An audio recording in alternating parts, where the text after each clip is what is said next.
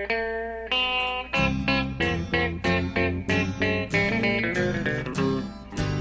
out there, we're on the air, it's hockey night tonight. What's up, guys? Welcome back to the Light in the Lamp podcast. We are on episode 12. I'm here with Steve. What's up? As always. And we got a lot to talk about. I know I say that every week, but we really have a lot to talk about this week. This week was the week. It finally happened. And it happened in a way that none of my hypothetical trades even came close. But Taylor Hall, no longer a part of the New Jersey Devils. He gets traded to Arizona, which we did talk about. We did say that. We did kind of come to a conclusion that was probably the best fit for him. Right. So we did say Arizona was the best fit, but the full trade breaks down like this. So Taylor Hall goes to Arizona. New Jersey retains 50% of Taylor Hall's salary for this year. His contract's up next after this year anyway. New Jersey gets Kevin Ball, a 6'6", 230-pound, 19-year-old defenseman. He was a 55th overall draft pick in 2018. So what's funny about that is, like, he was the sticking point. Like Arizona didn't want to give him up, and New Jersey really wanted him for some reason. Not to cut you off, but I thought that was really strange that he was, like, the point, you know? It's probably his size. I mean, not very often is a 19-year-old already 230 pounds, you know, and 6'6". So yeah. I can see why, because size in defense, especially, you know, size makes a big difference. They also got Nick Merkley, a 22-year-old forward, plays right wing center. He is 5'10", 194 pounds. He was a 2015 30th overall pick. Nate Schnarr, a center, 20 years old, 6'3", 181 pounds, 75th overall pick from 2017. And 2 draft picks, both with condition. So a 2020 first that is top 3 protected. So if by some horrible, tumultuous meltdown, the Arizona Coyotes 2020 first would become a top 3 pick, that instead becomes a 2021 first, and Arizona keeps their 2020. And a 2021 third-round pick, which has 2 conditions on it. If Arizona wins a playoff round or Taylor Hall re-signs with Arizona, the third-round pick becomes a second. If Arizona wins a playoff round and Taylor Hall re-signs, that becomes a 2021 first-round pick. So potentially, New Jersey's getting 2 first-round picks out of this and 3 prospects. They only have to retain the 30% or 50% salary, which they can afford to do because they're not really paying a lot of guys right now. I know you have thoughts on this trade as far as this isn't the kind of trade we thought we were going to see. Elaborate on what we were talking about earlier. Well, I think we both agreed that New Jersey would attempt to address some of, like, their issues now. Because, like, let's not be, like, in the offseason, New Jersey signaled to the NHL that they were willing to compete for, not like maybe not the Stanley Cup, but at least a playoff position by trading for PK Subban, signing Wayne Simmons, making the trade for Nikita Gusev, and then signing him, and then the arrival of Jack Hughes, pairing with Nico Hischier and Taylor Hall and Kyle Palmieri, and like guys like Jesper Bratt. We thought like this was like okay, and we both agreed like we thought like this team could make the playoffs. I mean, goaltending was going to be a big issue, and it turned out to be the issue. And Mackenzie Blackwood's talented, but the team isn't playing well in front of him. John Hine gets the axe, you know. So it's been bad, but we really thought they were going to at least make a move for a goaltender or something to fix a hole in their lineup now. And we didn't think it was going to be a quick fix, right? We didn't think we were going to trade for like a 38-year-old Mike Smith or anything like that. We thought they'd make a move for like conceivably Antti Ranta. Like we really thought like we decided that Arizona, you know, us in our armchair GMing decided Arizona would be the best fit, which seemed to be the consensus among the league at some point that Arizona was like almost the perfect fit. They had the cap space. They needed they needed that winger, and they had a surplus of goaltenders to trade, and Arizona's situation changed pretty much overnight this season because they're winning their division right now. And conceivably they could lose a lot of games into going down the stretch and go 500 or even have a losing record and still manage to pull out a playoff position probably even a divisional spot with the way the Pacific's going right now. So their situation changed overnight. So they had an abundance of young players that they could in theory trade. So it was like, okay, a match made in heaven. This is one of those very rare instances where like a hockey trade seemed destined, you know, like they were bound to trade with one another. But New Jersey doesn't address the issues we thought they were going to address. I mean, they traded for some younger players, like you said, Kevin Ball, who's 19, 22-year-old, 20-year-old, and then some draft picks. So I guess this is New Jersey's way of signaling to the NHL that, like, hey, maybe we're not as ready as we thought we were, or they are really confident in the group they have, and they're hoping maybe getting the right coach behind the bench will save this. But I'm really, like, their goaltending was still an issue. Like, that's what I don't understand. Like, they didn't address their goaltending issue at all, unless they're hoping to do it in the offseason, which, I mean, I guess makes sense, but at the end of the day, like, because let's be honest, like, they're not going to compete right now, like, at all. Like, there is no way they make it for the playoffs. Well, this especially in the Metro Division. No, absolutely not. And the thing is, this trade to me really signals two specific things. One, for the Arizona Coyotes, this is them saying, yeah, we're willing to take on Taylor Hall, who all signs at this point to him probably not signing a deal before the year's over. Right. Both on the reports that we've heard coming out of the NHL, plus that his agent generally likes to go to the deadline to try and get as much money as possible. I mean, but Arizona has to be confident in their ability to re-sign him, right? I mean, you would think. But I think the situation also lends to that, right? Like, the fact that Arizona is conceivably in the position to win their division, and Taylor Hall puts them into the contender conversation for me. I absolutely think at this point, the signal from Arizona is, like, we're going for it. Right. That they're not willing to just, and not even just that they're not willing to be content to just make the playoffs. They're not saying, oh, we're going to make the playoffs and see what happens. I think this is them saying, look, like, we're making a legitimate dedication to this group and bringing in top-level talent, giving up a first, a third, that could potentially become a second or a first, and three guys, three young prospects. And this is them saying, look, I think that John Chaika recognized that the division's kind of weak. I mean, they have a really good shot. I think at this point, you have to consider them the front runner. I mean, and let's not beat around, like, I keep saying let's not beat around the bush, but, like, let's be honest, like, their team is good. Like, that's a good team. Absolutely, that's a very good team. Rick Tocchet has them playing really good, structured hockey. Like, the comparison I kept hearing before the Taylor Hall trade was that they were the New York Islanders of the West. They played a very structured defensive team game, and they got great goaltending, and they were opportunistic with their goals. But I think this changes the whole complexion of that team. Not that I think they're going to get away from that,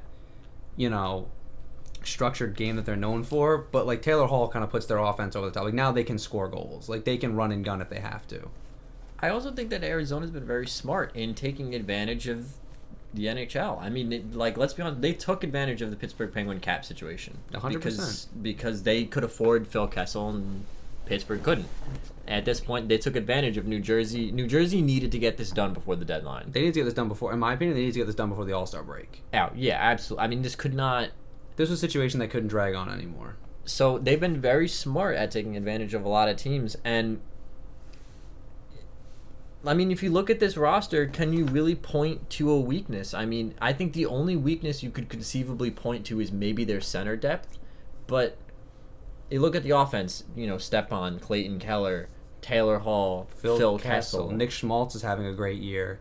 And their role players, guys that you wouldn't really know if you weren't an Arizona Coyotes fans. Those guys are playing good. Look at the defense: Oliver Ekman-Larsson, Jacob Chikrin. I mean, just right there. I mean, those are two guys that are elite level defensemen in the National Hockey League. Jacob Chikrin. It really bothers me that because they play in such a small media market, that Ekman-Larsson and Chikrin don't get the recognition they deserve. And I feel like that's like Pietrangelo for a long time in St. Louis, because St. Louis was contending, but they were never there. They always managed to They were always playoff mediocre. Right. So Pietrangelo was never in that conversation for a top 10 defenseman, but Ekman-Larsson and Jacob Chikrin are both pushing for to be top 15 defensemen in the NHL, if not top 10 defensemen in the NHL. They're both really good at what they do. And Chikrin's still young. He's only 20 or 21. And he's big. He's 6'5". And I'm not saying he's going to put up points like Ekman-Larsson, but he doesn't have to. He can play like a Colton Parayko, and Colton Parayko was invaluable to the St. Louis Blues when they won that Stanley Cup.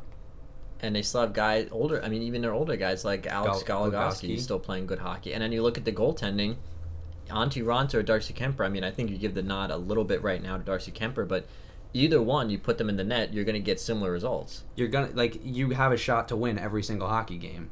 And they clearly have a very smart GM and a very good coach. I really think if you look at this team, I think there's two weaknesses you might be able to point to this team. One being the center depth. It's kind of questionable, but you can get away with that with better defense, with good defensemen. Right. And then the other issue that you might see is a lack of playoff experience with a lot of these guys. But as far as getting to the dance itself, I mean, at this point, I consider them my front runners for the Pacific Division. 100%, especially with the Edmonton Oilers skidding the way they are. The Oilers skidding, Vegas being as mediocre as they are this season, playing pretty much. Vancouver's fallen off. Vancouver's young, struggling. Calgary's. You never know what you're gonna get out of Flames. Calgary's at this point. surging, but you still don't know what you're getting out of them at any given night. And the other thing is that coach situation derailed a lot, and they don't have a coach. They have an interim coach. I mean, like you said, they're knocking on the door. They want to win, and I think you're going to see a lot more bold moves out of Arizona, especially come deadline time. If guys are on the market, let's just say that it gets closer to the deadline, and they feel like they need another winger in their top six, and they come calling New York hey, Chris, do you still want to trade Chris Kreider? That's not a move I would be surprised at, because even if they can't sign Kreider, the rental would make sense because they want to win. I think if you add a second line center to this team, a legitimate, a guy, a Nazem Kadri type player, right? I would probably be considering this team for Western Conference Finals or Stanley Cup contending. I mean, for me right now, I have them going to a Western. I have them winning. I could see them being either a competitive second round team or a third round team. My thing is that I think their division's so weak. I think their biggest detriment is that they're winning their division, so they're going to pull a Central Division team. Well, that's the other question is, can they compete with Central Division teams? How good are they? And that was the question last year with Tampa Bay, is how good are the Lightning when they've been beating up on mediocre Atlantic Division teams? I think this is a different situation than the Lightning specifically, because the Lightning were just dominating. The Lightning were blowing teams out 7-2, 8-3. They were winning big. That team was something special. But Arizona's playing tight checking games. So even if you say conceivably they're outmatched in a first round, say for some reason if the playoffs started today, they're winning the division, they would pull. Let's see. Who would they pull in the standings? I don't know off the top of my head. So let's see. Conceivably, the playoffs start today. They'd pull the second wild card. Right? Yeah, they'd pull the second wild card, which would be the Calgary Flames right now. They would pull. No, they would pull the top wild card. Oh, they pull the top wild card. You're right. So they'd play the Winnipeg Jets. Right, and they might be outmatched by the Winnipeg Jets, but I don't think they'd be out of a lot of those games. I think they could. I think they'd get past the Jets. I think they would win probably that series in, I would say, 5 or 6 games, just given the Jets' lack of defense. But I also think the structure of the Arizona Coyotes helps. Yeah, well, you know what I mean. The way they're playing and the goaltending they're getting makes it so they're in every single game. They're kind of I think at this point they're kind of like the New York Islanders or the Boston Bruins, where it's not so much getting to the playoffs. This is a team that's clearly built for playoff hockey. Yes. So they're not going to be exciting during the regular season. You're not going to, I mean, they played an exciting game the other night and lost 8-5 to the Wild, But I mean, to be honest, that's not to say the Arizona Coyotes aren't a fun team to watch. And now I love watching the Coyotes. And now adding Taylor Hall, it's they're not going to be your Washington Capitals or your Edmonton Oilers, where it's high flying hockey. But once they get to that playoff hockey, and the thing is, they've been playing quote unquote playoff hockey for the better part of 5 or 6 months. They're already in that zone. My only concern with that is, since they've been playing quote unquote playoff hockey like that, is it going to wear them down by the end of the year? Because you said they're young, but I mean, they've been good though. Connor Garland is leading their team in goals. Jacob Chikrin's third on the team in goals with 9. I mean, Taylor Hall instantly became the assist leader, but I'm not going to count that for right now. Other than that, it was Nick Schmaltz, who was the same number of assists as Taylor Hall. I mean, Taylor Hall is instantly the point leader too, but he ties Nick Schmaltz. Like I said, those are guys that if you're not a Coyotes fan or a big hockey fan, I'm assuming people listening to this podcast would be, if you're just a casual observer of the game, you wouldn't know who Nick Schmaltz is. But he's leading the team in points. Role players. Those are the guys that get you through the playoffs. Well, Nick Schmaltz always had a really bright career. in like I don't think Chicago wanted to let him go, but I think like it was another cap thing. Like they had to like, get rid of him. And I think he came over as part of the Marion Hossa trade, or somewhere around that time when Chicago was trying to get rid of these contracts and like they needed to add things to it so people would take them to incentivize teams taking a contract. Right. So, but I mean, like that being said, like going back to the original point, I guess of like the Coyotes and the way they're built, I really think I thought they were contenders before, like playoff contenders, deep playoff contenders. Like I thought they probably get to the second round, competitive second round exit, and maybe a shot at the third round. But like for me now with Taylor Hall, I really think like this is like a Western Conference like final team. Like, well, I think we both put them in a division in our playoff picks. I think I had them second. I had them second or third. I had them second to the Calgary Flames, I believe. But like. Well, just think about like even like their power play now. Like the power play is gonna be that first power play unit's gonna be lethal. You can have Clayton Keller, Phil Kessel, Derek Stepan, Taylor Hall, and Oliver Ekman-Larsson all at the ice at the same time. That's pretty dumb. That's pretty wild. Like that's lethal. So like, and like whether it works or not, right? Like that's a whole other issue. Whether it performs on the ice the way it should. At least on paper, that's a really good play. Right, and that should be able to win you games. So let's talk about. Well, we can talk about the Devils in a second, but let's talk about the trade itself. Look at it from both angles. As a Devils fan, how are you feeling about this trade? Well, I mean, like if I was a Devils fan, it's... Well, actually, hold on. Let's take a step back. From a neutral hockey fan's observance, do you think this is a fair trade? Or do you think that one side was overvaluing something? I think Arizona comes out ahead here just because of the position this puts them in the Western Conference. Like, it really makes them lethal. You know what I mean? And for the Devils, to be honest, I really, like... I don't understand what's going on in Devils management because they made all these moves in the offseason to become contending for be contending for a playoff spot. And then they did this, which is like, are they gonna... Because, like, he's, like... Do you think this signals them as being open for business? I think so, but, like... I don't know who who are they gonna trade? Like Wayne Simmons. But like Simmons likes it there. He wants to stay. You can't trade PK Subban. That contract is toxic, and he's been severely underperforming. It's weird because the rumor on the street is that they're trying to move him, but at this point, what value? What can you really get out of a guy who's making the money that he's making in a salary cap $5 million. era? He's making like this isn't like PK Subban, not PK. This isn't Wayne Simmons in his prime. Like Wayne Simmons in his prime with the Flyers scoring 30 to 35 goals a year. $5 million a year is pretty fair. But like, this is like Wayne Simmons, who really hasn't done much in his last couple of years. He's like a locker. Like, and I'm not talking bad about Wayne Simmons. He's a good player. I've always liked Wayne Simmons. I mean, I hated playing against him because obviously being the Rangers, we played him 6 times a year. But like, you can't kid yourself and pretend like this is Wayne Simmons from like 2012, 2013. Like, this is Wayne Simmons from now. Well, you're trying to move Wayne Simmons on a $5 million contract. You could try to move Subban on a $9 million contract. I mean, you can't trade Andy Green because he's got a no-trade clause. So he doesn't want to go anywhere. He's not going anywhere. You can trade Sami Vatanen for a rental. Team probably takes Sami Vatanen as a good... like 4 or 5 bottom 6 defenseman. Yeah. Pinch top 4 defenseman. I could see... I was going to say Winnipeg, but I don't think they're going to go for rentals this year. I could see, maybe Edmonton, if they're still in a position, take a flyer on a grit and sandpaper guy like a Sami Vatanen. But, yeah, I mean, for me, if I was a Devils fan, like you said, I'm confused. Do I like the value? Yeah, sure. Getting a first, a third, and 3 guys under 22. Conceivably getting 2 first-round picks out of it. Because you have to think that the likelihood that Arizona wins a playoff round is pretty high at this point, and the likelihood that Taylor Hall resigns is probably a 50-50. So you're most likely getting at least a second if they win a playoff round or he resigns. Conceivably 2 firsts. So, yeah, I mean, look, if I'm a Devils fan, do I like the value on paper? Yes, but am I confused about where this team is going? Because what does this do for you next year? The biggest thing is, like, you took on, like... Because that pick's conceivably going to be a bottom 16 pick or bottom 16 pick. So it's if they win a playoff round, it's probably going to be in the 20s. I mean, this draft is loaded.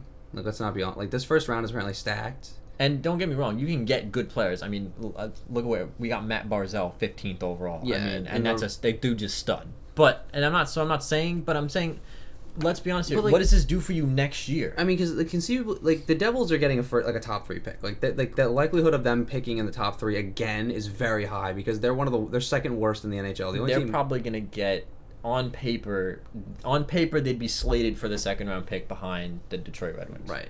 So if they somehow manage to jump to first again and get Alex Lafreniere or any of the guys that are in this draft like Byfield, like Quentin Byfield or something like that, like it really it just doesn't make Alex Lafreniere probably can make the jump to the NHL, right? He's projected to be one of those kinds of guys.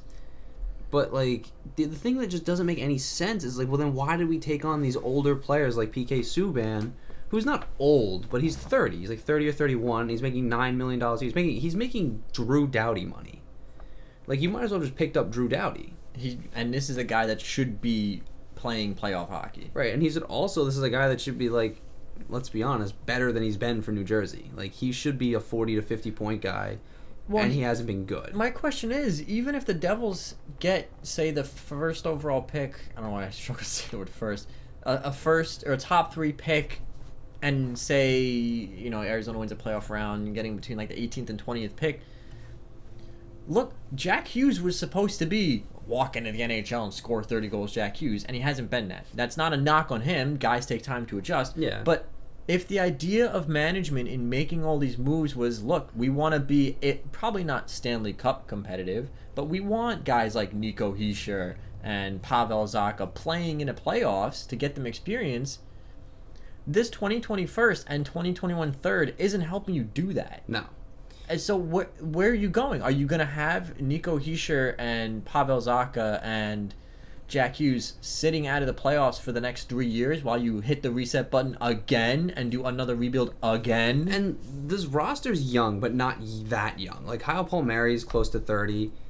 Andy Green's retiring probably at the end of the year. Green's retiring. Vatanen's probably not going to be here. Palmieri's close to 30. Wayne Simmons is probably going out the door. I mean, Blackwood's 22. I mean, there is talent here, but and these are the years they should have been competitive, or at least making that first step. If your first playoff experience is 23, 24, and then you get competitive by the time you're 26, 28, that's a good timeline. But do I see this roster right now being playoff competitive in 2 years with a 24-year-old Mackenzie Blackwood as your starter? I don't see that happening. I mean, I think Mackenzie Blackwood by that point will probably be a good NHL goaltender because he's shown flashes. He's been good, and that's not a knock at Blackwood. But the issue is But then where's the defense coming from? But too? They're in the Metro, and teams in 2 or 3 years, conceivably the Rangers will be way more competitive than they are. The Islanders will still be in the middle of their window. The Flyers will be way better than they even are now. Yeah, the Capitals will probably still be pretty good. They'll probably be at the tail end of their window, considering Backstrom or Holtby goes at the end of this year. The Hurricanes will still be good. The Hurricanes will be better probably than they are now because they'll probably have more playoff experience. This isn't even the Blue Jackets will probably be better than they are now. So it's you don't have time to sit and wait for teams to get it's not like you're playing in the Pacific or the Atlantic where there's a changing of the guard happening in the Pacific where the older teams that people have been considered traditionally competitive aren't good anymore and you can take advantage of them Anaheim or San Jose or Los Angeles or hell even Vegas. These are teams that are conceivably weaker, getting older, that you as a younger team, an insurgent team, you could take on. But the Devils are going to be an insurgent team against teams that are still young and still and moving into their competitive windows. Like I said, the Rangers will still have Artemi Panarin. Lundqvist will probably be gone in 2 or 3 years. Probably Shesterkin and Shesterkin and Georgiev probably be in the net if Georgiev's still here. And then you have guys, like Adam Fox will be 3 years into his career. And then you go to Carolina, and Sebastian Aho will still be in Carolina. Svechnikov will be reaching his prime. Jacob Slavin. And here's the point. The point of this whole thing is, this is supposed to be the years where they take those first couple baby steps, yeah. Get into the playoffs, get pounded on by a Stanley Cup contender. Yeah. Take your lumps, fine. Next year, come back, maybe have a 7-game series, maybe get knocked out in the first round. The problem is they're going to be taking their baby steps against powerhouse Islanders teams and Rangers teams and Carolina teams. And here's the thing. Right now, conceivably in the East, the Capitals are probably a Stanley Cup contender. The Islanders are a question mark bubble Stanley Cup contender. But in 3 or 4 years, there's going to be like 4 or 5 Stanley Cup contenders in the Metropolitan Division. I mean, in 4 or 5 years, you'll have. And if your baby step is against one of those guys, you're not making it. Yeah, I mean, you'll again, like, conceivably, if the Rangers do everything right, and they manage to develop talent the way they're supposed to, 4 or 5 years, the Rangers should be Stanley Cup contenders. The Islanders will be right in the middle of their window because Barzal will be conceivably in his late 20s. No, not conceivably. He will be in his late 20s. The Flyers' defense will all be in their prime, which is a scary thought. And they'll have Carter Hart in his prime, his physical prime, and they'll have like a late era Claude Giroux, but they'll have like Nolan Patrick. Hopefully, if Nolan Patrick ever comes back and ever reaches like the potential, but you still have Travis Konechny, Joel Farabee, Sean Couturier, James Van Riemsdyk. Like you'll have these are going to be tough teams. Like these are going to be tough outs.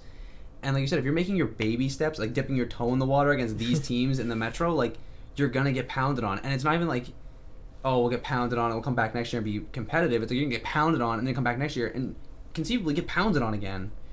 And they might not even be taking those baby steps in that many years because who knows what the teams are gonna be like. But the reality is those teams are all gonna be good, and it's gonna be a dogfight in the Metro. Like they conceivably could get 95 to 98 points and miss the playoffs. And this does the other issue is this. Even 4 or 5 years from now, this only solves one issue that I have with the team, which is defense. They don't really have a lot of young defensemen. They have Will Butcher, who's a pretty good young defenseman. Ty Smith is good. But as far as, look, a 6'6", 230-pound defenseman always helps. Even if the guy plays bottom 6 minutes, he's a big body, have him a penalty kill. I mean, as long as he doesn't skate like his feet are in cement, yeah. So that helps that, but this doesn't solve your goaltending problem. This doesn't solve your lack of any sort. I mean, the one defenseman helps, but it's not solving the core issues of the team. Which is, do you have 2 centers in this? Yeah, that's great, which helps the center depth. But the goal scoring is not the problem. I mean, it has been them for this year, but on paper, goal scoring is not the problem. But I mean, like the other thing is like Nick Merkley. I mean, people were pretty high on him, I guess. I really don't remember hearing a lot about him going into his draft year. Because, I mean, 2015 was the McDavid draft, so right. You're not going to hear about these other guys. But he's been okay in junior. He's been pretty good. But, like, he's been struggling at the AHL level. Like, he's apparently, like... I don't know the actual numbers, but I remember reading... I think it was Darren Dreger or, like, Ray Ferraro. Somebody from TSN or one of those, pundits talking about it. And it was, like, he's struggling. And, I mean... It's just a strange situation in New Jersey that I really don't like. I don't get the direction. Like Ray Shero is a good GM, and I believe in Ray Shero, but like, where is this GPS set to right now? And where are we going? I mean, where's this train going? I think he has a plan, but like from the outside, without him like sitting down and laying out this plan and like talking about these plot, like, because the internal workings of an organization, like they watch their prospects constantly. So like they have guys that they're probably like really high on that we're not really looking at, and they're probably seeing things. Fine, whatever. But like, still, it just doesn't like. It looks like it's gone off the rails. Like the plan was to be. It looks like the plan was to be competitive this year. That went off the rails. So then it was like, all right, we got to get rid of Taylor Hall, and it looks like they just took like whatever they could get for him. Not like whatever they could get, but they took the best they could get for him because his value was really not where it was supposed to be. Well, even the thing is, if you make this trade and you pick up a goaltender, I can see where you're going with this. Say this is instead of Nick Merkley and Nate Schnarr, you pick up Darcy Kemper if you somehow swindle him out. They would never, but if you pick up a 26 to 28-year-old goaltender, a guy like Kevin Ball, and then the 2 picks, I could conceivably say, look, okay, fine. They solved the goaltending issue for the next 10 years. They've got a guy. This is where the train is going. Next year, the team should be better. I don't see where the train is going right now. And, I mean, the other big question mark is, like, who are they going to fill that with behind the bench? Like, who are they going to hire? And what if, and not to go on the rails on that, but, like, what if these guys bust? That's the risk you're always taking. At least a known quantity, like you trade for a guy who's 28, you're like, I know what I'm getting out of him. Like a Darcy Kemper, I know what I'm getting out of this goaltender. Yeah, like this is a guy. He's got a track record that's proven. And it's not to say that you should never trade for prospects, but when you're in the Devil's position, shouldn't you be going for the sure thing because you have enough prospects? And conceivably are going to be getting more prospects out of this because you're going to be drafting a lot. I think it's like they're going for the shotgun approach and hoping something sticks. But the problem is, none of what's sticking right now is a goaltender. And the other thing that's like, And that's what killed them. I mean, and talk about being directionless. Like, what does this team want to be? That's the other question. Like, they don't. I don't see like. Okay, not to keep talking about the Rangers, but again, it's a team I know very well. Like when they tore it all down, you could see they were building for speed. They wanted to be a fast, bigger, and they wanted to be a new NHL team, right? Bigger, faster, and they wanted to score goals. And you can see that in the players they went out and got. Artemi Panarin, Adam Fox. They draft Philip Hedl. Like Ryan Lindgren. Ryan Lindgren. Like they get guys that like that are playing Jacob Trouba that are playing to that identity, and it's like okay. And they're learning right now, but it's like if this team continues to grow the way it is, this is going to be a fast, dangerous, potent offensive team, and that's the way the NHL is moving. Like the Islanders have an identity; they're a tough, hard-nosed, hard-working defensive NHL hockey team that really gets great goaltending, gets really good defense from throughout their lineup, and scores and is an opportunistic goal-scoring team. They don't score a lot of goals. They don't generate as many chances as We do not. They don't generate a ton of chances, but the chances they do generate are generally high danger, and generally they end up in the back of the net. That's an identity. The Flyers, their identities in their defense. Big, puck-moving, fast team moving in that direction. What are the Devils doing? Like, there's no, like I can't point to a bunch of players and be like, this is like you can see an outline with guys like Heischer, Hughes, and Zaka of speed. But the problem is, it's just the issue with trading for prospects is always what are you going to get out of them, you know? And Kevin Ball's probably, most big guys aren't great skaters, but you need some big guys. That's fine. I don't know if Nick Merkley's speed can translate to the next level. I don't know if a guy like Nate Schnarr is going to translate that speed. So if speed's what you're going for, you just traded for 3 question marks. You also didn't trade for any wingers, and the issue is like there's no depth on the wing here anymore. They're having a similar issue that the Edmonton Oilers are having, which is the helicopter approach. Like they're really good up the middle, but they're not great on the wings. And I mean, this is a good transition to our next topic, which happens to be the Edmonton Oilers, which we talk about a lot here. Before we go away, just are you? So I guess the consensus we're coming for is for the Devils. On paper, this is a good trade, but as far as hockey direction, team building, kind of questionable. Yeah, that's what I'll go with. I'm good with that. Yeah. And for the Arizona Coyotes, this is a signal. Hey, we're gonna make a serious push for. They're looking to make some noise. Right, and I like the trade for the Coyotes. Do I think they gave up a lot? I mean, we talked about a lot last week about how Taylor Hall's probably not worth what people think he's worth, but you have to give up that much to get a name like Taylor Hall. I mean, it's funny because, like you said, we talked about Taylor Hall being not the player that like people seem to understand, but like, and then we sit here and talk about how he pushed Arizona to the next level. But it's like when you add a 70-point guy to your ranks, like that's big. And he's fast. And Arizona plays fast. I mean, we talk about how they're big and defensive, but guys like Kessel, Keller, Ekman, these guys can all skate. Well, the fact that they're playing defensive hockey doesn't mean that they're slow. Like you have to play fast to play good defense because you have to get to that puck or get to the puck carrier fast. And the Islanders are a perfect example of that. They're not a slow team. The Islanders are fast. They get to the puck carrier. They apply pressure to the puck, and they're good at it. And that's Arizona. And now, like, I think the Islanders are in a similar position. Like, if the Islanders had made a move like this for Taylor Hall or some other premier goal scorer who's hit the market like this, I'd be saying the same thing about the Islanders. Like, they're a Stanley Cup contender. They're a favorite to come out of the Metro now. I mean, like, they'd have a tougher time coming out of their division because they'd have to play, you know, say that they come in second, they pull like a Carolina in the first round. That'd be tough. But still, like I still think I'd be confident in their ability to do it. They'd pull a Washington in the second round. That'd be really tough. But it's like they'd still be, in my opinion, because they'd lose to 2 teams that are, well, one team that's a surefire Stanley Cup contender, another team that's a bubble Stanley Cup contender in Carolina. So it's like, okay, that's fine. Arizona in their division is like, oh, well, they're gonna beat up on probably. They'll probably walk out of this division as far as the playoffs goes. Right, and this really put them over the top there. Like I thought they could win their division before. Now it's like, oh, this is the signal that they are going to win their division. In my opinion, like this really made them contenders. And speaking of their division, we're gonna transition over to the Edmonton Oilers, who have skid way off the tracks as far as the way they started the hockey season. Currently, the Oilers sit at 19, 14, and 4, 42 points. They sit at third in the Pacific, Just going to rattle off some stats here. Power play percentage, first in the National Hockey League, 30.3%. Get this, though. Penalty kill, 85%. They are 4th in the NHL in penalty kill, which I didn't expect to hear at all. Another thing that really shocked me, goals for per game, they're only 19th.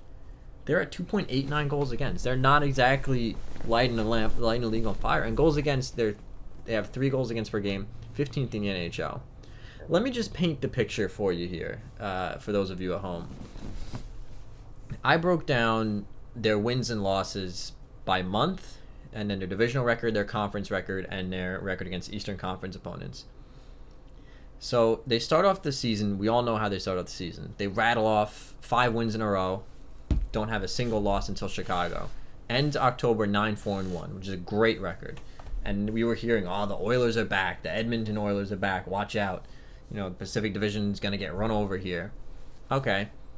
They hit November. They go 500, 7-5-2, which is, you expect them to cool off, but it's still a downgrade from the way they started. But, I mean, it's a very rare team that can continue a 2-to-1 win ratio the whole year. We really don't see it that often. Tampa Bay is like the last team that did it, to win 62 games. So every team trails off. But if they have, a 7-5-2 record, you're like, okay, And then December hit. And oh boy, did December hit. They are 2-6-1 in the month of December. Not good. Their current record in the division, the good thing for them is they're winning their divisional games, which is important. They're 8-3-1 in the division.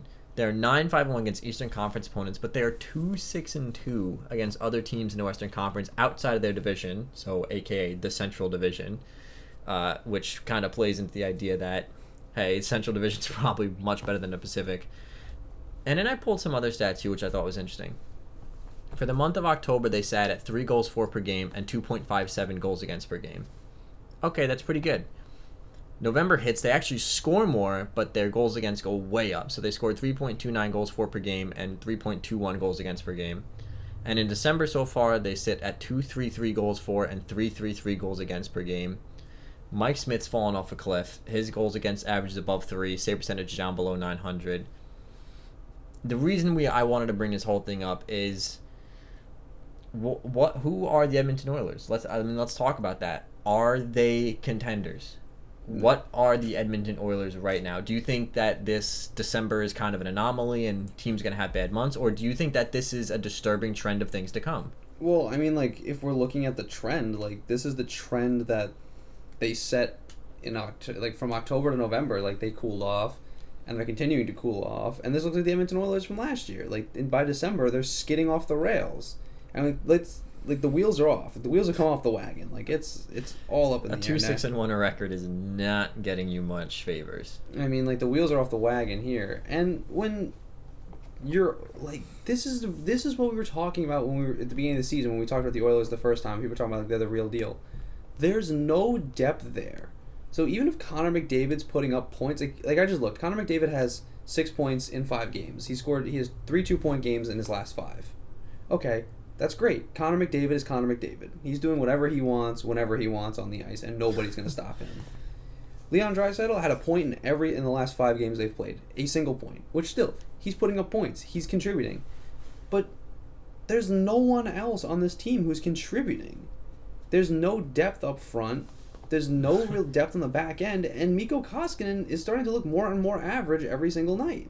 Oh, that goal that he had the other night against the Hurricanes, the one from center ice? Yeah. Woof. Dougie Hamilton, right? He shoots it from behind the red line. Woof. I mean, like, again, he went for the whole, like, fake out thing, but even still, like, you shouldn't be leaving your net that early. Like, you should at least be able to recover and make some kind of save, not get blown past you from center ice. And, again, it's Dougie Hamilton, right? One of the best defensemen in the NHL, but, like, come on, man. I don't know. And their special teams are really good, but I really love to see the way their special teams are trending right now.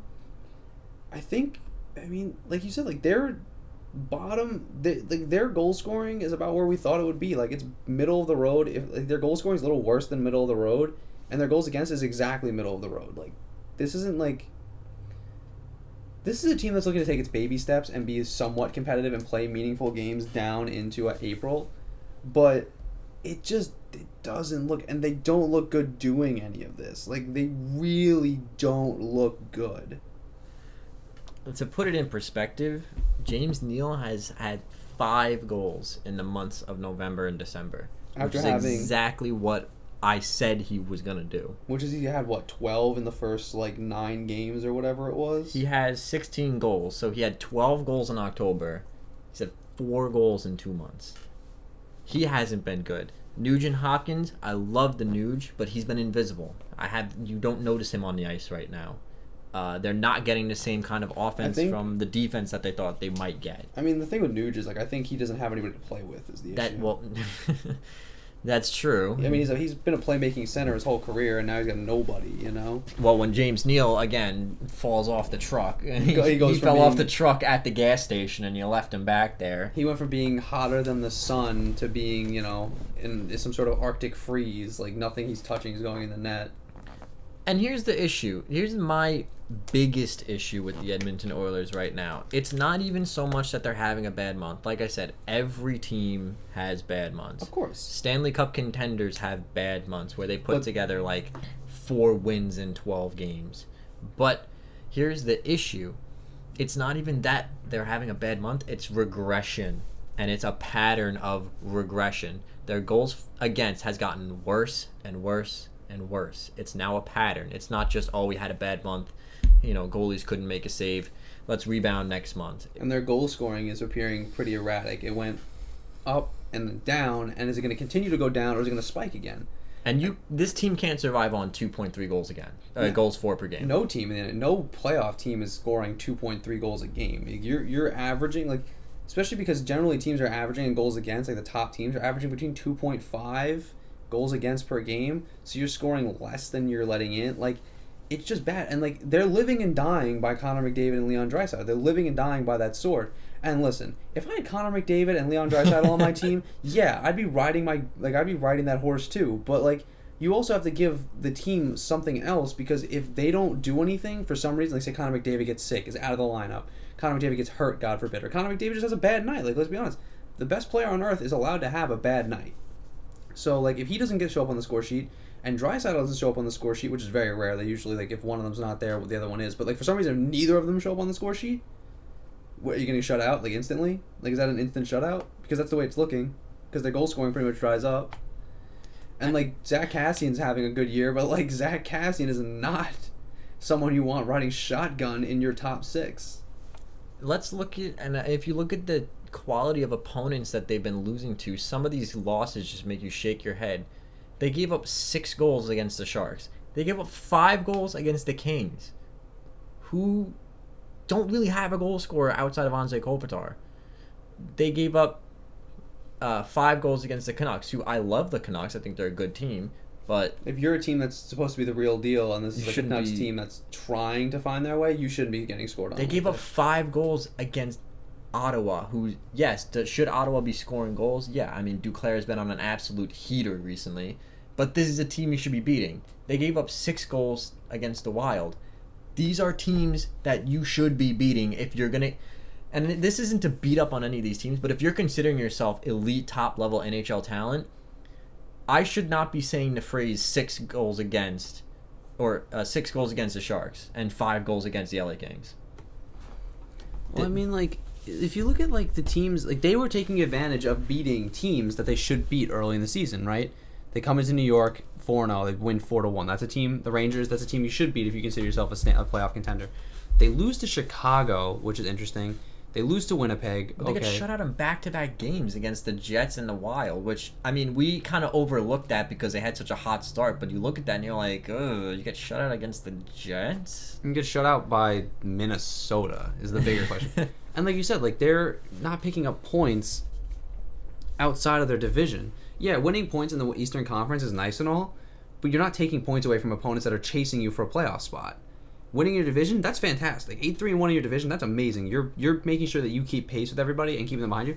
But then, you're saying you're this playoff contender. You should be competitive with these Central Division teams that are even playoff contenders. I mean, they lose to Colorado, fine. Colorado's considered one of the better teams in that division. That's not a big deal. You're going to lose to them on some nights. But then to get to melt down and give up 6 goals against Minnesota isn't good. St. Louis squeaks out a 2-1 win on them.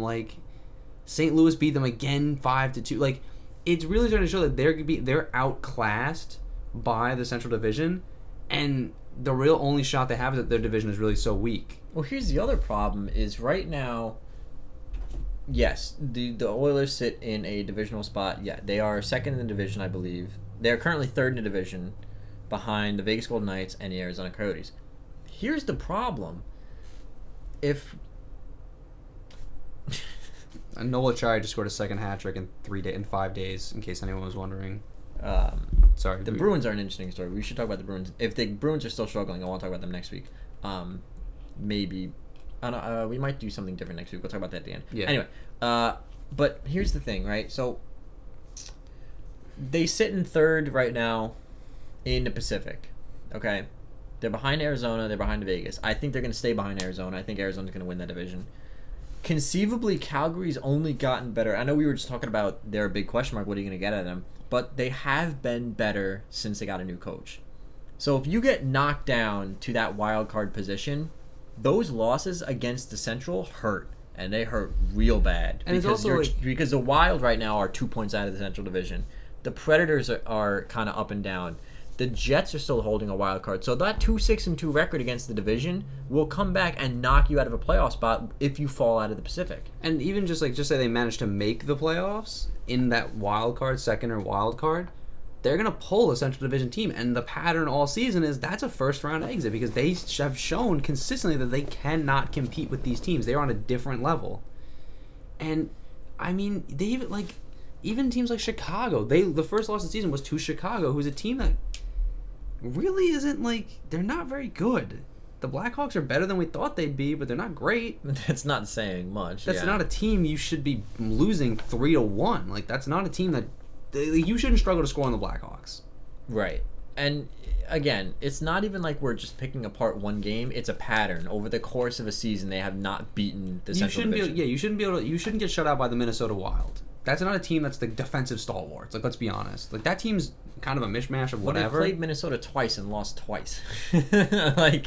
That's and this was early season Minnesota when they were absolutely garbage. Not 2 points out of a wild card Minnesota. This is a team in reality that they should have come away with 2 to 3 points minimum, at least one win, and at least squeak out another point out of the other game.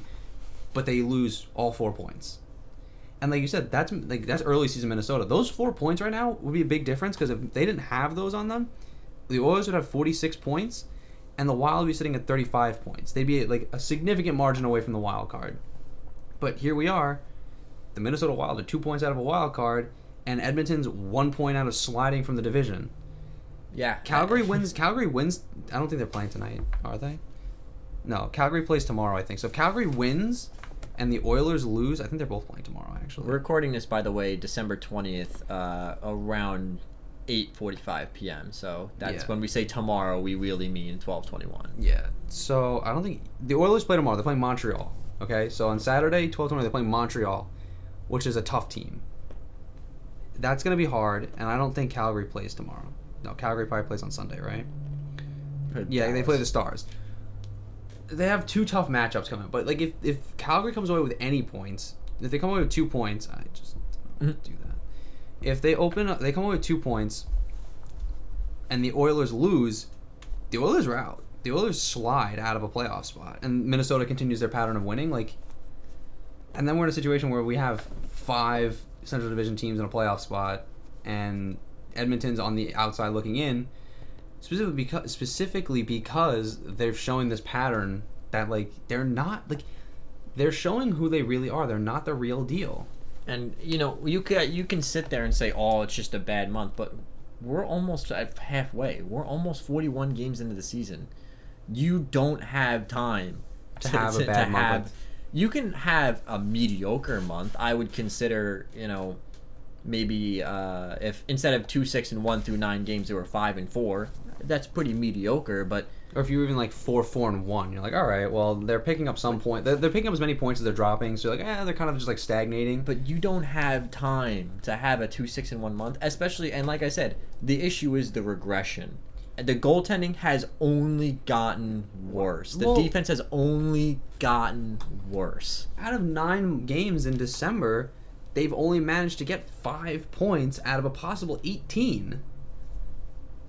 That's not a record for even in, November was it was a decent month. They went 7-5-2, but like, you still like that's a far cry from the 9-4-1 where they got 19 points out of a possible, what is that, 14 games, 28 points. Like, that's a great month.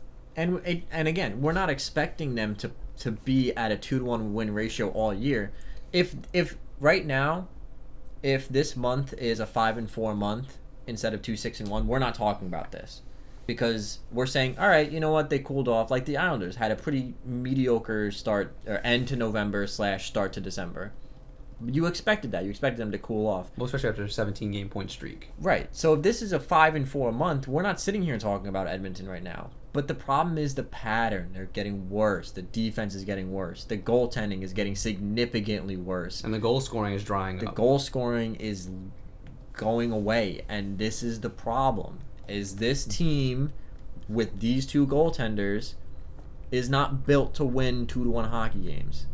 If this team is sitting here with this pattern, but their goaltender is in his prime, Henrik Lundqvist, I feel way better about their chances to rebound than I do with my goalies being Mike Smith and Mikko Koskinen. Because you can't live and die by these goaltenders because you're going to die. I mean, on a good like these guys on a good team could probably be serviceable, right? Like if they're playing behind a good 1A, 1B. If they're playing behind the St. Louis Blues and they want like Mikko Koskinen splitting time with Jordan Binnington for whatever reason, like even though it makes no sense, but like realistically, but like just in terms of like an argument, you'd be like, all right, that's fine, like he's good. But like when he's the guy, like when you're like you said, living and dying by Mikko Koskinen every night. That's tough. And like he had a great start to the season. He had a really hot start. But he's only, like you said, he's only gotten worse. And he did this last year after he got his contract. This is now a 2-year pattern, which is even more disturbing. He starts hot and cools off, and you cannot cool off. I mean, you can like not to the degree that he does. No, like he can start red hot. Like Lundqvist used to do this with the Rangers too. He either came out of the gate red hot and cooled off by December, but then by January he was playing great hockey again. Because like let's be honest, you play so much hockey up to the build up to Christmas, and then you burn out. You can burn out, and then you get that break, and then you come back. So whatever, but like this is 2 years in a row. Like Henrik Lundqvist really did like. Even like Bobrovsky. Let's go a better contemporary example. Sergei Bobrovsky last year in Columbus had a real terrible start. Really didn't look good through October and November. By December, January, he was on fire. I'm sorry, what is that? Currently, the Stars are losing 7-2 to the Panthers. Good Lord. And the Oilers play the Penguins tonight, who Oh, I didn't even see that. are still a really good team. Sorry, I didn't mean to cut you off. No, you're fine. I didn't even look at the schedule. Bobrovsky point. Yeah, but like the thing with Bobrovsky, like that, like he'd cool off, he'd rebound, but like whenever he cooled off, he wasn't bad. He just wasn't elite. He'd still be an above average goaltender every night, so you still had a chance to win. When Koskinen runs cold, he's like Martin Jones in the sense when he runs cold, he runs very cold. They're very bad. He's letting in goals from center ice. His glove hand looks like it's made out of lead. But like he just like, and he looks like he's misjudging things, and like he just doesn't look good. Whereas like even like Lundqvist when they struggled, or Bobrovsky when they're struggling, like the best goaltenders in the league, like even though this I'm talking about Lundqvist in his prime, not Lundqvist now. Lundqvist like in 2012, 2015, like that was a guy where you looked at it and you're like, oh okay, you saw it, you're like, oh he's putting it back together, like he's still like slowly working through his kinks, but he's there.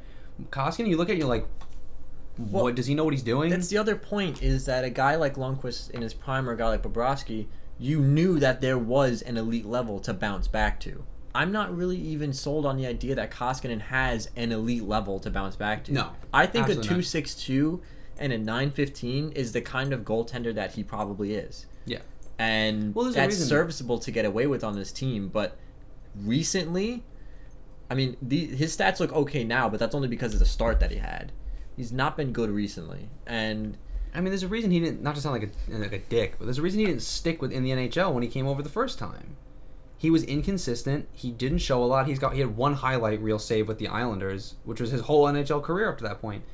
And then he comes back over, gets a second chance, fine, whatever. You want to give a guy a chance after playing in Europe for so many years. But then he comes over and he does this, and it's like you expect him to be this like elite goaltender, and it's like you said, this is probably about who he is. About a 12. Like, he's gonna win about a little bit more than he loses. Maybe like he might get you 25 wins. Out of 35 starts. Okay, but a 2.62 and 9.15. That's about average. But like, this is a team that's looking to play run and gun hockey. And if you make a mistake, he's not back there. He's not gonna bail you out. You're not gonna be comfortable bailing him out. Whereas like, for years you saw it with.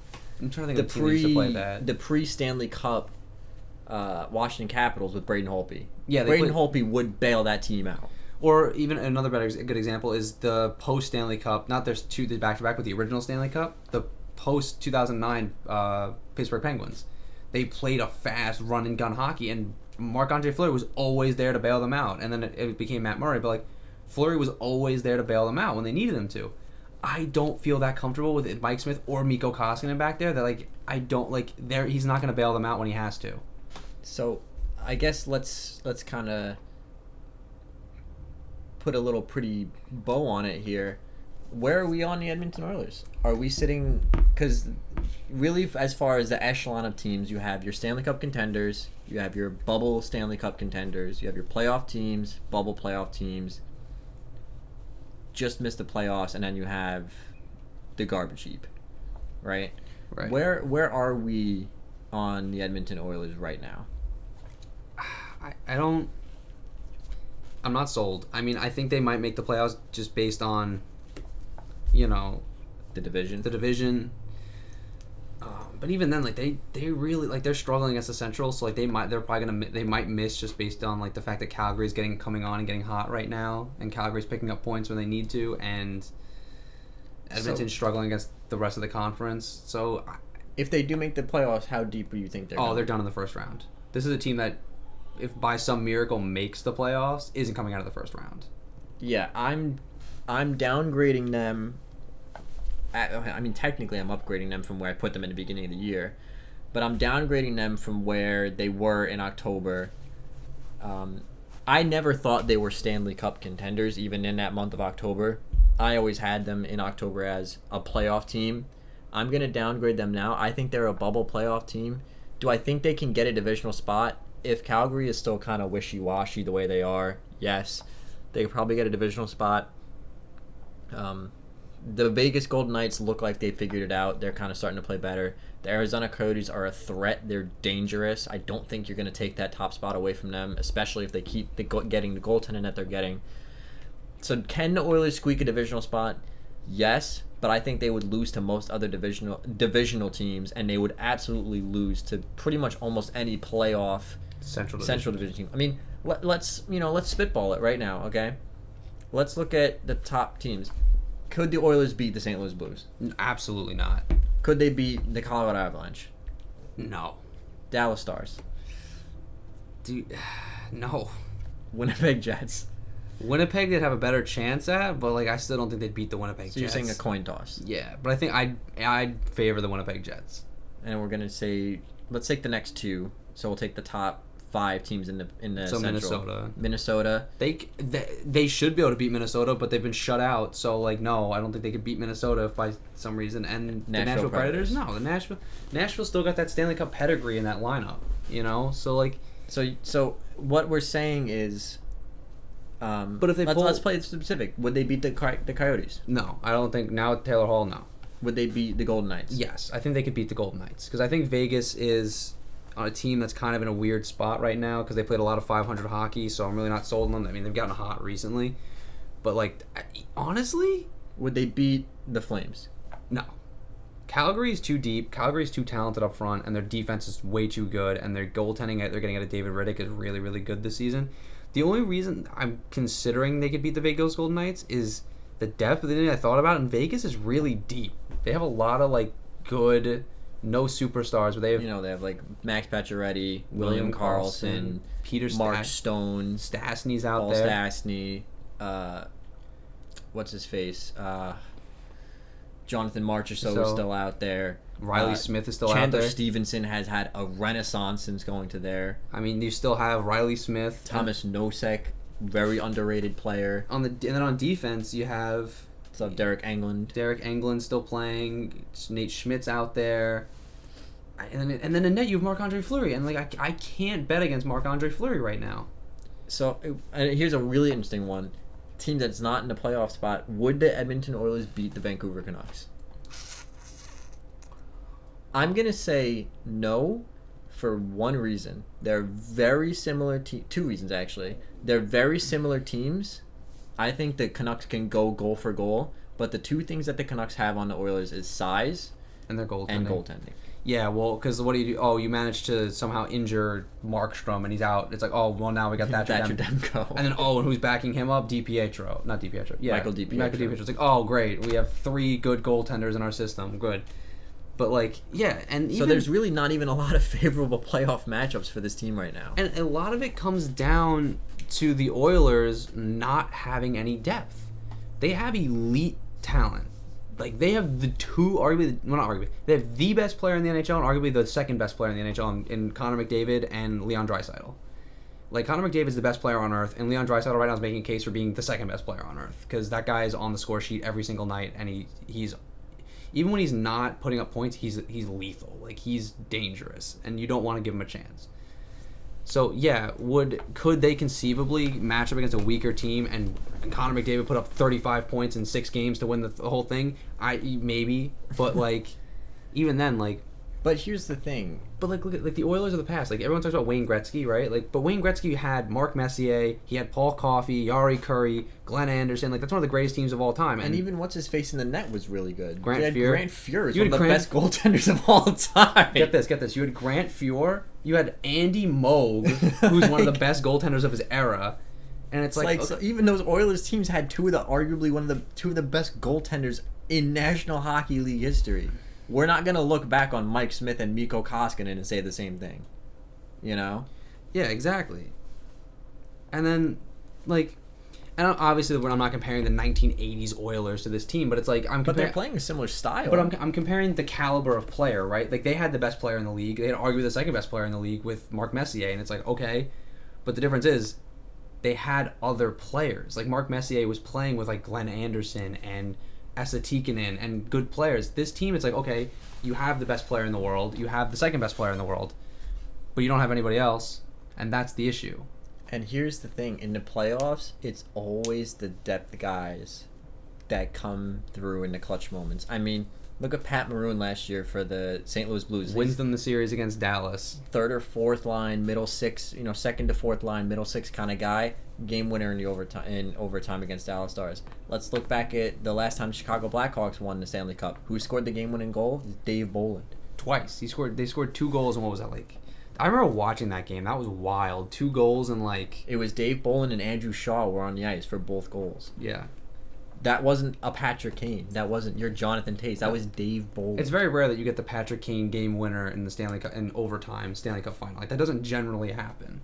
It's your depth guys that will get you through the playoffs. St. Louis, they scoring the game winner against the Bruins in Game 7. Alex Pietrangelo on the backhand, who's not exactly, maybe not necessarily their most talented quote unquote player. They'd probably be Tarasenko, but yeah, it's those depth guys that will get you that game winning goal. When the chips are down and McDavid and Draisaitl are already on the ice, who are you putting out there? Who are you throwing over the boards to go out there with them? Zach Cassian. Like with St. Louis, when the chips are down and O'Reilly and Perron are on the ice, you can throw Braden Shen on. You can throw other guys on the ice, and you're like, okay, well, we have a shot now. You could throw Vladimir Tarasenko's probably already out there, but like that's probably better. If Tarasenko and Ryan O'Reilly on the ice, you can throw David Perron on the ice. You can throw Braden Shen on the ice, and you have a shot. Who scored the game winner for the Washington Capitals after they got out of the second round against the Bruins all those years, or the first round against the Bruins all those years ago? It was Joel Ward. That was a fourth line guy. Who scored the Stanley Cup winner? Lars Eller. It's not your Connor McDavids. It's not your Ovechkins. And I look at this Oilers team, and even if they make the playoffs at this point, it's just no depth. I don't think next year we're going to be saying, oh, do you remember when Jujhar Khaira scored the Stanley Cup winning goal? When Zach Cassian scored the hat trick to win Game 7? Like, no.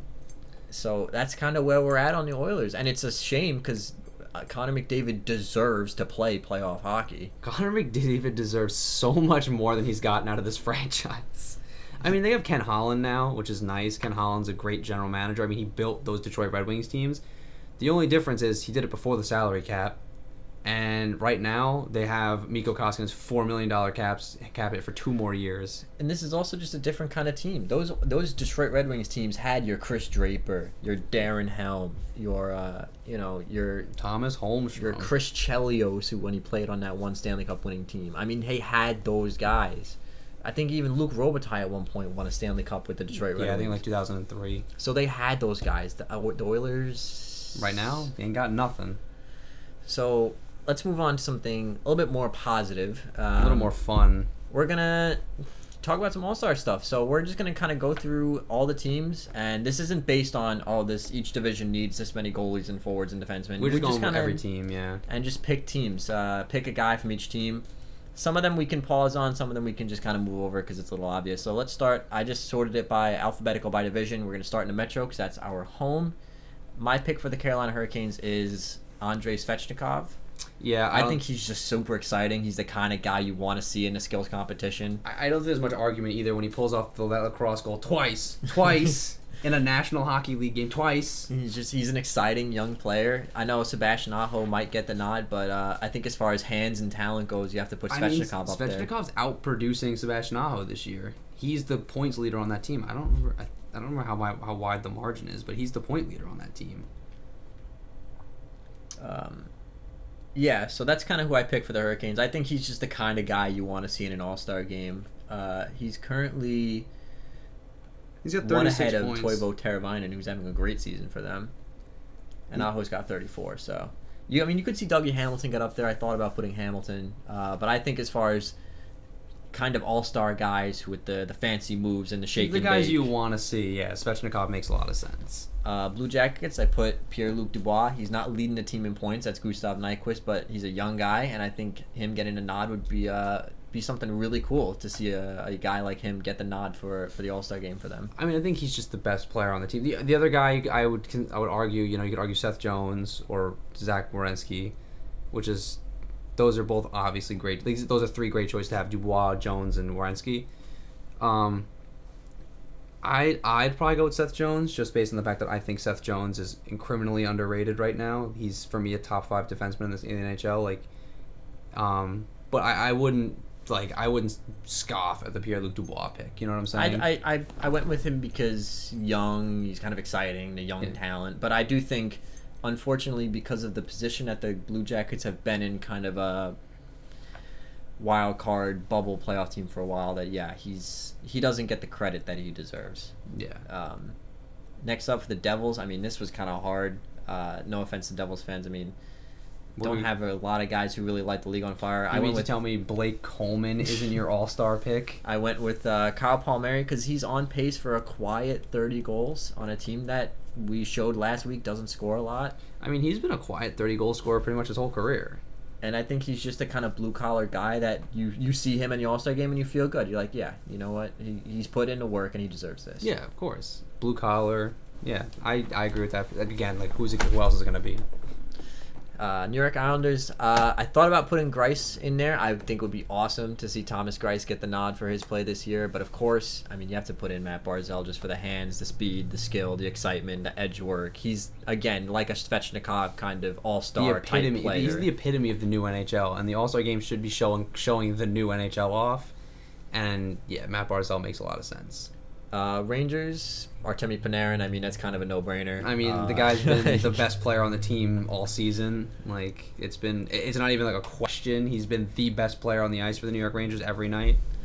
Flyers, this one was hard because I really wanted to put Ivan Provorov in the All-Star game because I think he deserves it.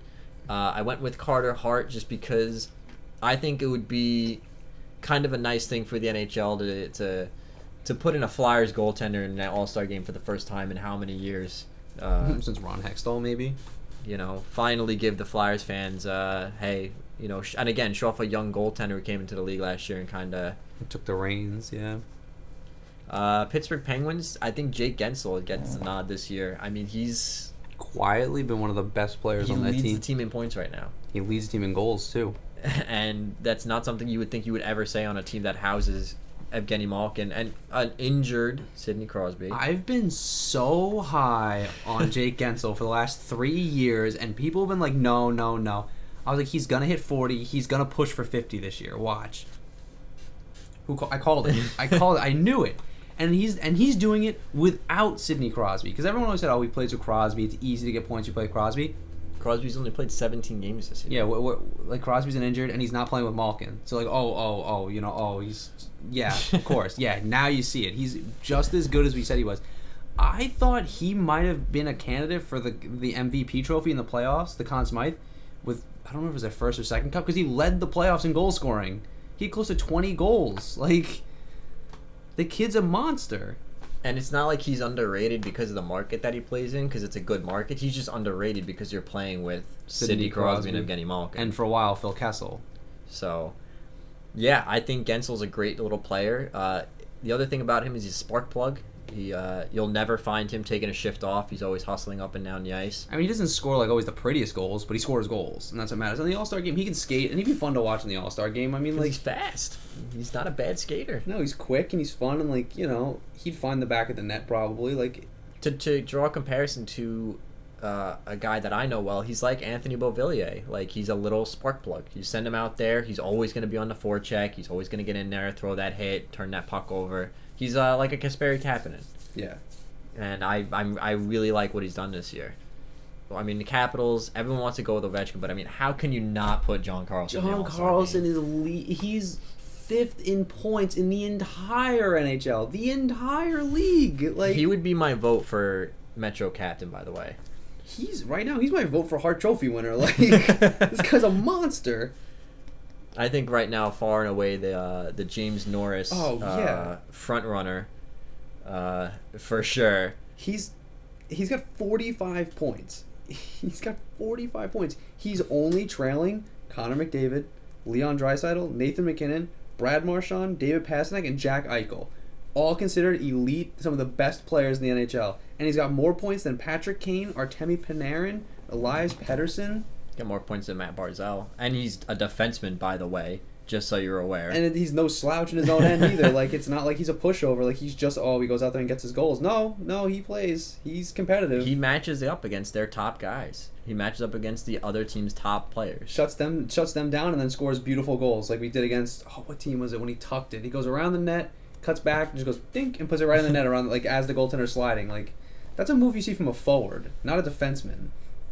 Yeah, he's nasty. So good. And I'm really glad that he's getting the recognition this year that he deserves. I'm glad he's having the coming out party he's having. Yeah, because, again, he's always been overshadowed by the Ovechkins and the Backstroms, and even in his own division, when it came to defensemen, he was overshadowed by guys like Chris Letang, and it's like, yeah, but John Carlson's just as good. Nobody talks about him. Yeah, well, I mean, like, even when Mike Green was there, he was overshadowed by like Mike Green, 30-goal scorer Mike Green. Yeah. So I'm glad that Carlson, and he would be my pick for captain. Oh yeah, easy. So Atlantic Division, Boston Bruins. I mean, how could you not put the best, arguably the best pure goal scorer currently in the National Hockey David League? Pastrnak.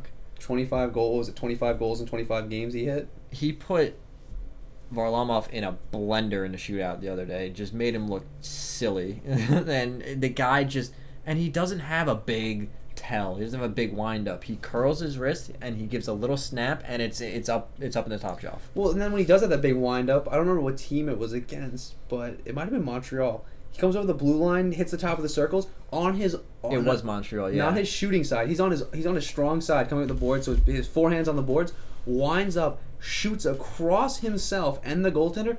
Picks low blocker just above the pad, hits the post and puts it in. Like, that's a goal scorer's goal. Like some plug, like Ryan Reeves doesn't come over the line and rip it like that. Like, that's like, and like, you can argue Brad Marchand should be here because he's got more points, but like David Pastrnak is so exciting to watch. Every time he shoots the puck, I expect it to go in the back of the net. And he's got such good hands too. Like, he's got that between the legs goal this year. He picks it up at the goal line, spins, puts it in, and then points at the net and tells the referee it's in the net. Like, he's like, oh, it's a goal. I know it. It's like, he's exciting and he's fun, and like, he's a fun personality too because he's got a lot of flair on the ice. It would just be fun to watch him in the All-Star game. Buffalo Sabres, I mean, just recently finished a 17-game point streak. The Eichel Tower dragging the Buffalo Sabres into playoff contention. I personally got to watch him put up 4 goals against the Ottawa Senators. The guy, it's weird because he can skate well, but he's not the fastest skater. But he takes that little shot, and it's not even like a fast shot. It's a heavy wrist shot, and he just finds those corners. He just picks his spots, but like he's really good at using defensemen as a screen too. Like you said though, like there's no like passing. I think there's no tell to it. It's like his hand doesn't move on the stick. He just like he's not like an Ovechkin one-timer where you see it coming from a mile away. He's like skating in, he's standing on the half wall, he's looking around, and all of a sudden he's like, oh, I'm just gonna rip it, and then he picks top corner, short side as the goaltender's hugging the post, and you're like, all right, I'm not gonna argue with him. And it's Jack Eichel. And one of my favorite parts about Eichel is that it almost seems like he doesn't care. Whenever it zooms in on his face, like he's always kind of like ho-hum, but I mean, the dude he friggin' plays, man, and he plays hockey very well. Yeah, so I don't think you could really have an all-star game without him at this point. No. Detroit Red Wings, kind of, again, a toss-up. I wanted to put Robbie Fabry in there just because of the rebirth of his career that he's had. But I went with Anthony Mantha because he's kind of the face of the new Red Wings. I mean, realistically, Dylan Larkin's going to get the nod, and we all understand that because Dylan Larkin's like the captain. He's going to be the captain. He's going to be like the guy. I mean, he's going to be their Stevie Y, even though like he's not going to be as good as Stevie Y. I think that's not a knock at Larkin. Stevie Y is just one of the best players of all time. Yeah, probably arguably like top 10 player of all time. Yeah, so like he's gonna be the face of that franchise. But Mantha's the guy that's quietly putting up points and doing his. I think he's been injured a little bit this season. I think he's been in and out of the lineup. But like still, like he had opening the season, he had that 4-goal game. Like he's putting himself on the map. And like you said, like Robbie Fabry would be a nice pick because he's having a great like resurgence in Detroit because he's getting the opportunity he couldn't get in St. Louis with such a deep team. Yeah. Right. Which is, and like, it's not any fault of his own. I don't think St. Louis wanted to trade him. I just like they were like, all right, well, we owe it to him at least give him a chance to play. You know, and he's also been hurt, but yeah, he had his knee reconstructed. I think it was last season. Like he's had a lot going on in his career, and he's only young. He's young. He's like 24, I think. So it was kind of tough to pick between Mantha and Nyquist. I went with Mantha because to me he's kind of like the Brock Besser, where it's like everyone on Vancouver talks about the Elias Pettersson and the Bo Horvat, where everyone talks about the Elias Petterssons and the Brock Bessers, but Bo Horvat just kind of quietly there, just doing his thing, playing his game and putting up points. Yeah. Florida Panthers, Jonathan Huberdeau has been on an absolute tear. But you can't go wrong picking between him and Barkov as far as talent goes. Even like dark horse candidates like Brett Connolly's having a great year. Like that's a dark horse. I mean, last year the dark horse for me was Mike Hoffman. He could have been in that conversation, but like no. I almost put Keith Yandel in there because he's having another good year. But I mean, Huberdeau's just he's electric. Oh, he's so good. Him and Barkov together are insane. Him, Barkov, and Dadonov together is insane. And Dadonov's another guy. Nobody talks about him. Put up 70 points last year. Yeah, and their power play is just... Oh, it's so lethal. It's beautiful. Oh, it's so lethal. It's so lethal. Montreal, I'm going to go with Shea Weber. And the reason I'm going to go with Shea Weber is because of how much hate this guy has been getting in this market. Doesn't he have like 15 goals or something stupid right now? I think he's 3rd or 4th on the team in points. I think he deserves it after how much hate he's been getting. And how much... Oh, you weren't worth PK Subban. 29 points.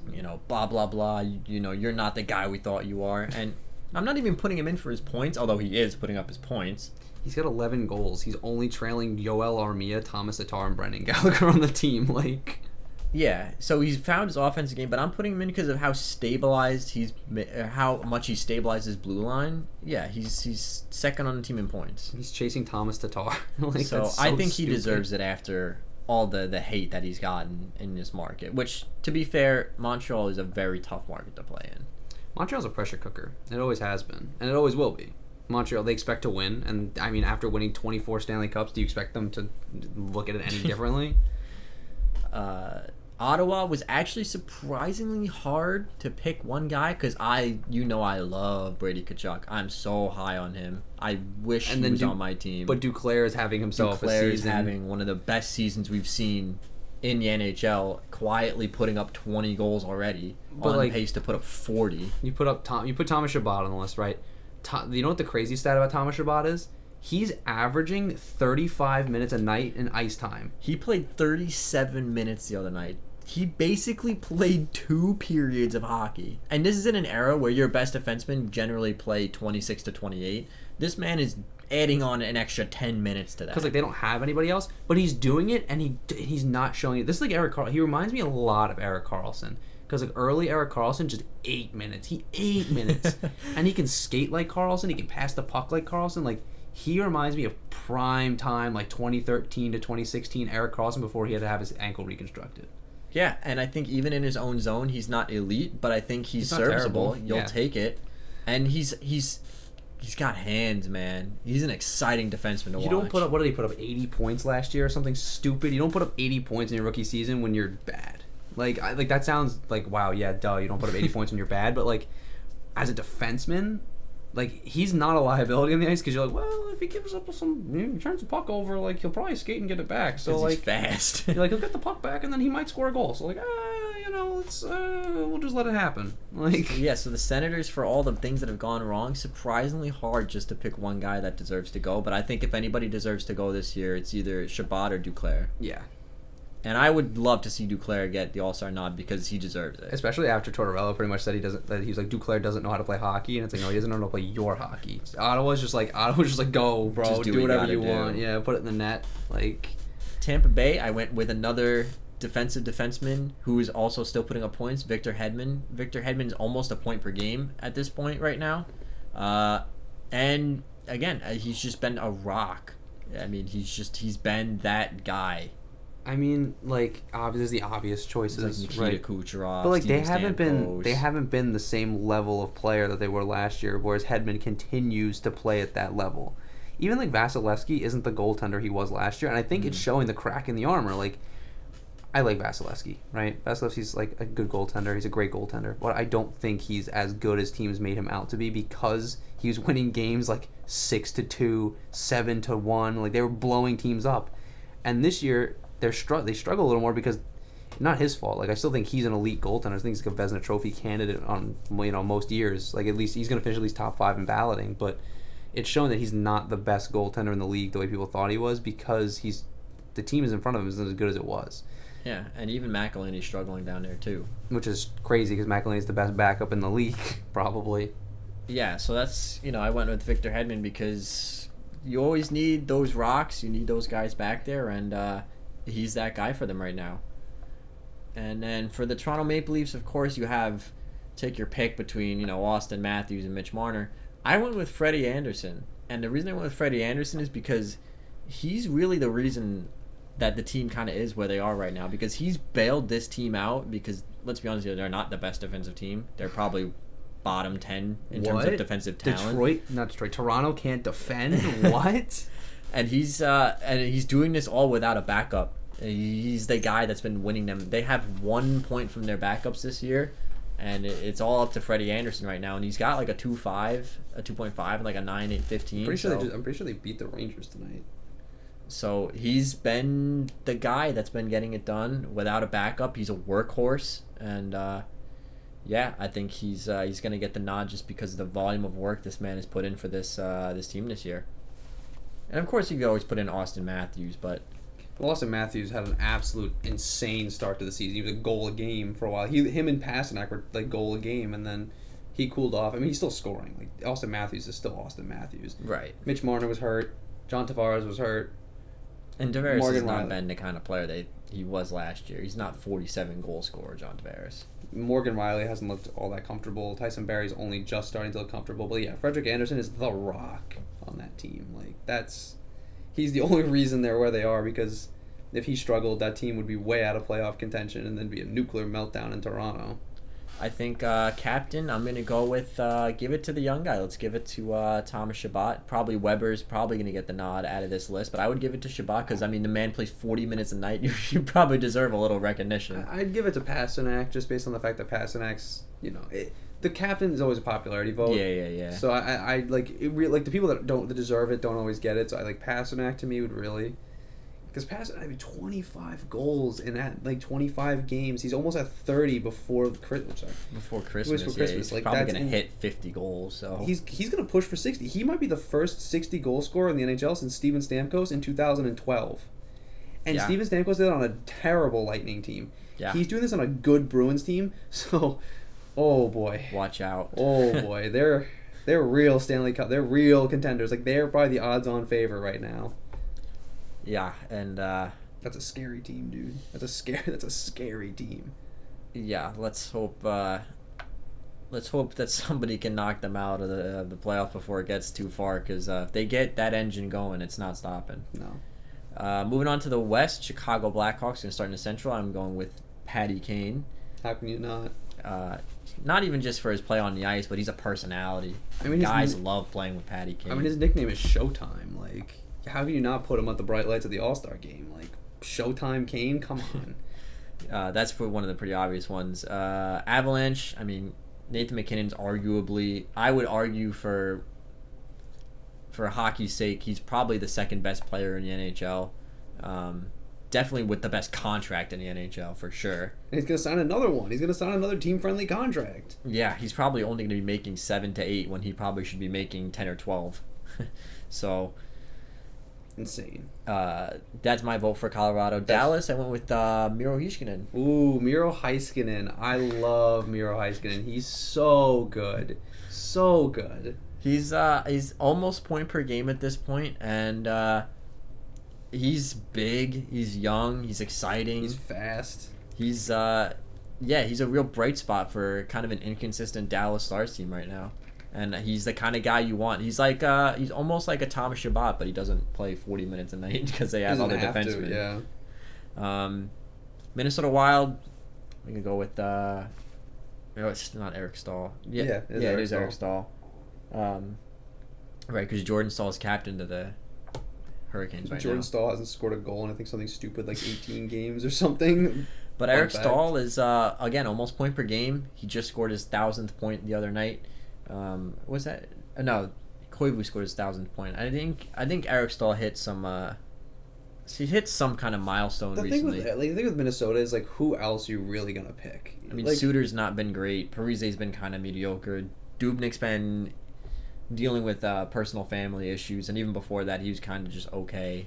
I mean, Parise's got 15 goals, but, like, Eric Stahl's got 30 points. I mean, like, I'd love to say Zuccarello just for, like, the Just for the sentimental memes, value, yeah. but, like, he's not. He's got 22 points in how many games? Like, he's not, you know. And like you said, Dubnik's hasn't been around a lot. They've been playing that Capo Kakinen kid a lot. They've been playing a lot of Alex Stalock.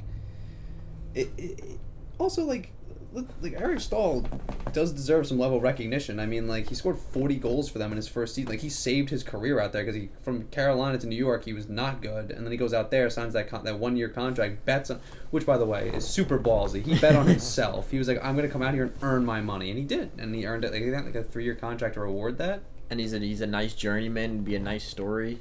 I mean, it's just a good full circle, right? Like, And there's not a lot of guys on Minnesota that are really that exciting to watch. So and like Eric Stahl isn't still the most exciting guy. It's not, this isn't like 2007 Eric Stahl, Right. where he was putting up like 100 points when he was fun to watch.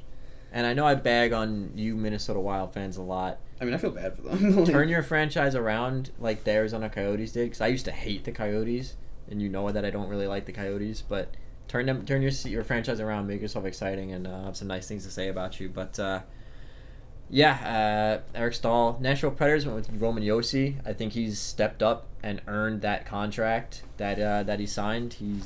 Was supposed to be the guy, and he's getting his points on he is the guy. Like, yeah, he's getting his points on kind of an inconsistent Nashville Predators roster, and I think he deserves the nod because I mean, who else are you really gonna pick? Like, Philip Forsberg, like Matt Duchene's not looking that great. I mean, it's in Nashville this year, the All-Star game, I think. No, No, it was in St. Louis. it is in St. Louis. You're right. I'm stupid. It was in Nashville a couple years ago, or last year before. I don't remember.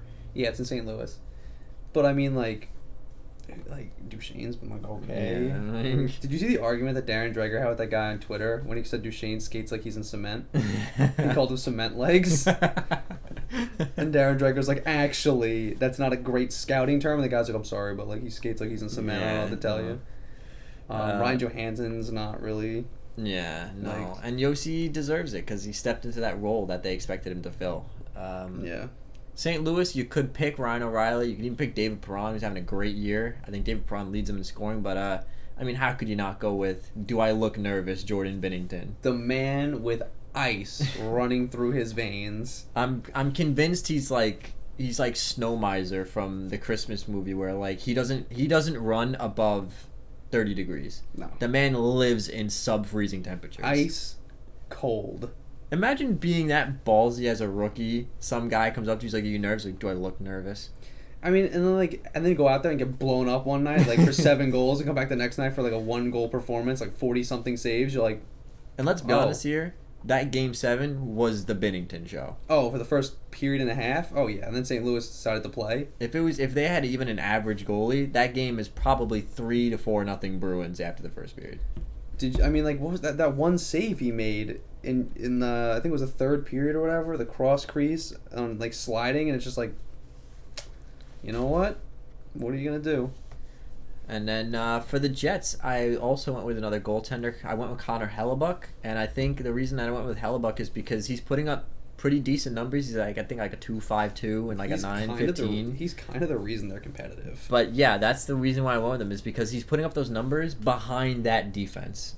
A defense that their number one defenseman is Neil Pionk, who's going to be good, but very young, very inexperienced, not a lot of center depth there. It's him and I can't remember, Josh Morrissey playing in the top. And like Yeah. Josh Morrissey's fine in the top two. Like I like Josh Morrissey, but it's like Neil Pionk.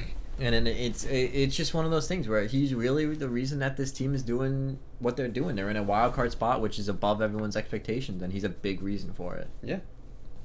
I Going agree. out to the Pacific, the Ducks were kind of difficult because nobody's really lighting the league on fire. And I would love to pick John Gibson, but right now his numbers aren't there because the defense has not been there for him at all. With Cam Fowler, I mean, he's kind of one of those guys where you can't go wrong. Flashy offensive defenseman, makes some nice plays. Can't really go wrong with putting a guy like him in the All-Star game. Especially since like Ryan Getzlaf has Getzlaf been isn't the kind player. of like yeah. mediocre. Ricard Raquel isn't the player he used to be. Like, and I like Ricard Raquel a lot, but it's just like, and like you said, John Gibson's numbers just really aren't there. Oh, and then for captain for the Central, it's going to be whoever the Blues player is, just because Maybe it's in St. Louis. St. yeah. Louis. Arizona Coyotes, I'm going to give the nod to Darcy Kemper, a guy that his name doesn't exactly ring with names like Connor McDavid or Alex Ovechkin, but he's a guy that I think he's playing really good hockey out in Arizona, and I think he 100% deserves to be recognized for the kind of goaltending that he's been giving him this year. Yeah, no, I totally agree. I mean, like you could our Taylor Hall just for the name value, but like not like Darcy Kemper's earned every second he's gonna get at this All-Star game. Like he's been a monster for most of October and November, and even into early December. He was carrying a sub 2 goals against average. Like in the new NHL, like this isn't the clutching and grabbing old school NHL. This is like new age 2019 skating scoring NHL, and like he deserves every second of it because he's not the only reason they're winning. They're playing a lot of really good defense in front of him, but like he's a big reason that it's competitive at all. So I'm gonna skip the next team alphabetically. Let's just go to the Oilers real quick. I mean, Connor McDavid, like. I don't think Leon Draisaitl. No, yeah, Connor McDavid's an easy pick. Like that's Leon will probably also get in, but if you had to pick one of the two, you're Connor gonna McDavid. send Connor McDavid. How are you not? He's the best player on earth. But I want to talk about the next two in conjunction because this would be really funny to me. The Calgary Flames send Matthew Tkachuk, and the LA Kings send Drew Doughty. Think there'd be a fight in the locker room? These guys hate each other. Well, to be fair, like Matthew Tkachuk walks that line like he's a little chippy. I love Matthew Tkachuk. He's my favorite of the Tkachuk brothers. Like you like Brady, I like Matthew. I just think Matthew, like I just like watching Matthew play. Like he scores that between He's the fun to legs. watch. He scored that between the legs going overtime with like 0.1 seconds. My favorite is he looks at the clock. He's like, I got like 6 seconds. The puck comes out and he's like, oh no, and just shoots through his legs. Like I would never have thought to do that.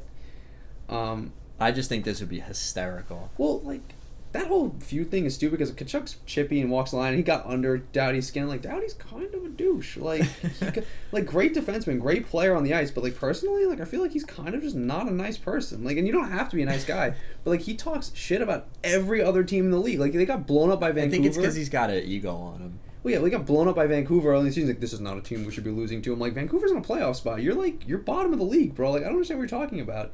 Even, like, what really rubbed me the wrong way was they beat the Rangers in that Stanley Cup final. He was like, oh, in January I had a feeling, like, I knew we were going to win this Stanley Cup. And I was like, dude, your team was mediocre all the way through January. Like, what are you talking about?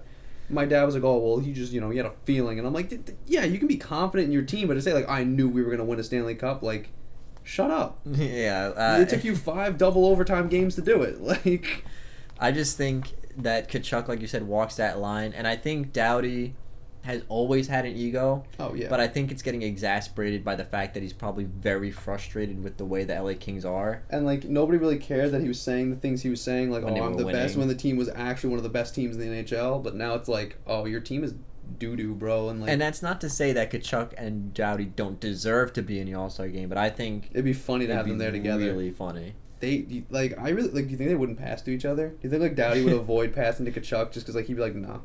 Well, do you think Doughty would score and then tell anybody wearing a Flames jersey to suck his dick like he did when he scored the overtime winner in Calgary? That'd be amazing. Get fined by the NHL, get suspended for actions detrimental to the league. That's, by the way, look that up if you think I'm lying. When he scored the overtime winner in Calgary, he did say that to the fans there. And yeah, I think that'd be a funny little quirky Oh, it'd be thing. amazing. San Jose Sharks, Logan Couture. I'm not excited about anybody on the Sharks, really. Yo, we should send Martin Jones. God, I mean, I'm sorry, Sharks fans. There's just nobody on your team that's really exciting. Logan Couture is the most exciting player. And it's just, I don't know. Vancouver Canucks, there's a lot of guys you could pick. I wanted to pick Brock Besser because I think he's young and exciting. I wanted to pick Bo Horvat because I think he's one of those guys, those blue-collar guys that deserves it. But, I mean, how could you not Elias Pettersson. put the sharpshooting sniper Elias Pettersson? I mean, he's got one of the best shots in the NHL. And he deserves to be there. He's got the points this year. He's had a bounce-back season.